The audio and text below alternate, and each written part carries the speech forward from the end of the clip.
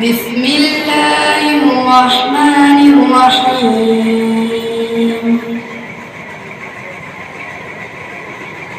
إن الذين آمنوا وعملوا الصالحات سيجعل لهم الرحمن ودا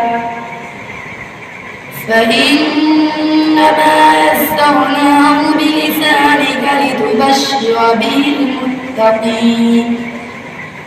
لتبشر به المتقين وتنذر به قوما لدا